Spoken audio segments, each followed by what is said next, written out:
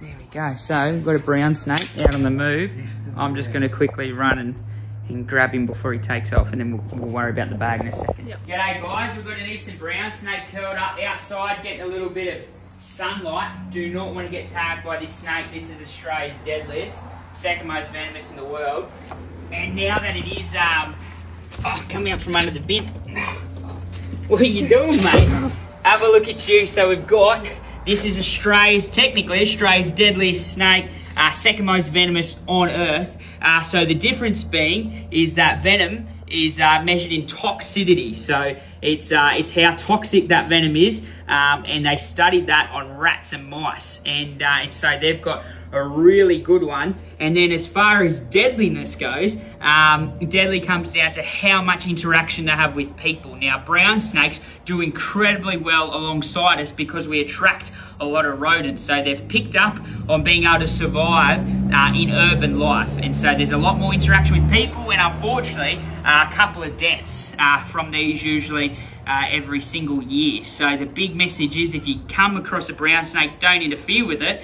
But if you get bitten, pressure bandage, wrap the bite site 3 to 4 times, cover the entire limb, and then off to the hospital as quick as you can go. And they'll be able to give you some brown snake antivenom. Geez, you can see he's an absolutely spectacular snake. And what they're doing at the moment is the boys are out looking for the girls. And so they go out, they use that forked tongue, they pick up the pheromones that the females release, and they'll be able to find them using that.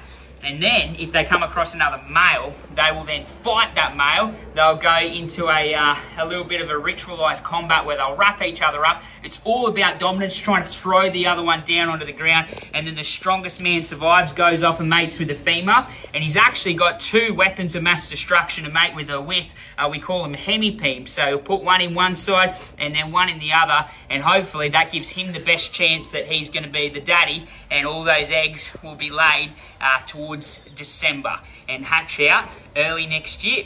Okay, well, let's get you in the bag. We'll get him out of this area and back into the bush. Okay, here we go, out into a real nice patch of bush, which is perfect for brown snakes because there's a whole stack of rodents behind us and out into the paddocks as well. So she's going to be kept busy and probably going to have a whole stack of males pursuing her.